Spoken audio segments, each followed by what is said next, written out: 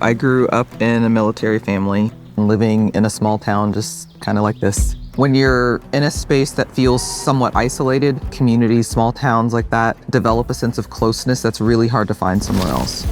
So it's really difficult to come in as someone who's new with new ideas and start making changes. That's why with the development of this wind project, it was very important for Clearway to work with the community. So they understood that it wasn't just about making renewable energy. This would create jobs and that their local community would flourish.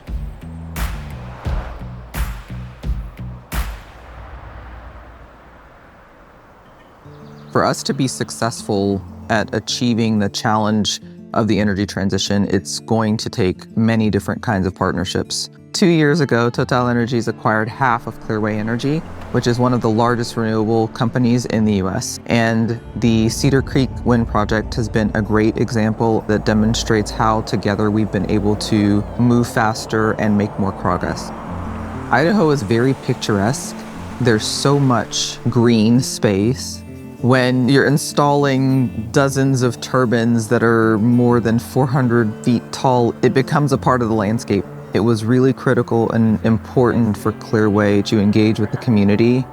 Yeah, nobody lives closer to the project than I do, and the wind hasn't been a big concern. Very minimal sound, made my ranch way more accessible to me. We're able to use it for grazing, to move the cattle around more effectively. The roads they put in.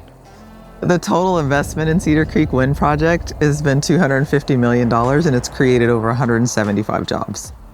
At the heart of the energy transition is successful partnerships. We have to do this together. We really tried to make an effort to use local materials, local vendors, local equipment to try and reinforce that community partnership that we have here. We have 47 towers that gives us capacity to generate over 150 megawatts, and that's enough to power about 41,000 homes. Cedar Creek is sited perfectly, tops of the hills, and in the valleys it kind of funnels in the wind. Now the remoteness of Cedar Creek presented a lot of its own challenges, building roads up here, getting the foundations dug in frozen ground, and erecting towers in heavy snowfall, especially getting all the materials up here. It was quite the feat for us to get done. So often in my life, I've felt what it's like to be the only something, right? The only woman, the only person of color, the only engineer in a space. Building bridges and becoming a part of the community has been my way of managing that.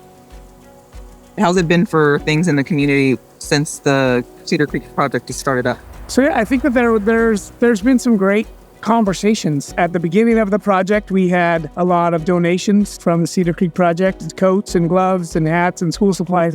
There will be some benefits for us as a school district financially. We've made some plans with them to have their engineers and people from the project come and speak with our kids, talk to them about careers.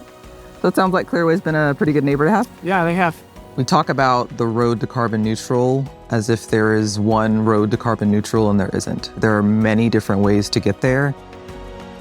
Whatever path we take, we need to make sure that we are taking that path together with our communities, with the partners that we have, with our neighbors. We have to take it together so that no one, and absolutely no one, gets left behind. It's only by working together that I believe we'll see great progress.